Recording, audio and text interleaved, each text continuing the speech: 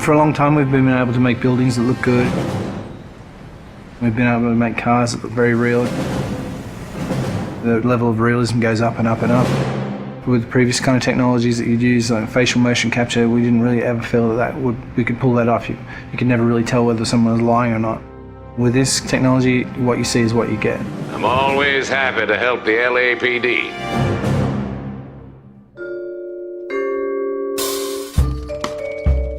We started research on it about 5 years ago. Back then, only research groups were already doing it, this kind of 3D mesh generation from optical cameras. We thought that there might be some application for what we were doing, and this story is a detective story, so the believability of the actors' performances is key to gameplay. That's one of the key strengths of our system. We can actually see all the subtle features that animation traditional ones just can't do.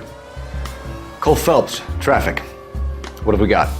It's really acting a scene in two parts. The motion capture and then the motion scanning. The motion capture captures all the body movements and where people look, so it gives you all of the eye lines. Regulator valve. Good find. Then we'd move over to this studio where an actor would typically go into makeup in the morning and then they'd have their hair done in a 1940s hairstyle. Then they'd come into a room and sit in the seat behind me, and what the rig does is just capture a volume around them. You've got cameras not only around, but also looking upward and downward as well. So any kind of movement is going to cut out some of the information. And they deliver their lines, and as they talk, they get processed and turned into 3D. And action. So the guys' names that I've been seeing doing the repairs on the heaters, they're fully licensed and accredited. We go from 2D videos to 3D meshes. I think you're lying, Rasik. I think some of your men aren't fully licensed. To compressed versions for the game. I think some of your men aren't fully licensed. You're desperate to cover your sales. The level of detail is just so high that they're just like a real person in life. You're gonna lose your wife and probably end up in the big house. I hope she was worth it. Being in the depth analysis room is a process that most people have never experienced. It's such a new technology.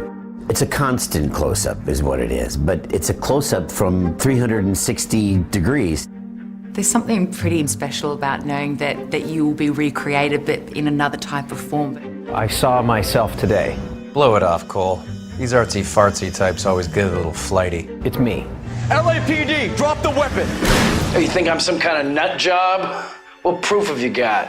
A big theme of this game is dishonesty and to detect when people are lying. You couldn't have done that in the past. Why are you lying to me, Varley? The better you are at reading people, the more things it'll reveal, and the story goes different ways if you do that. The only way you're going to get rid of me is to give me an answer. You're out of your depth here, detective, and you're asking the wrong questions of the wrong people. Having this realism really helps. You're literally talking to that person and then seeing how they behave by asking questions. Why did you kill Mrs. Terrellson? I have no recollection of the people I have killed. So what if I took a look around that car? You can't be accusing me of nothing. You've got the wrong guy.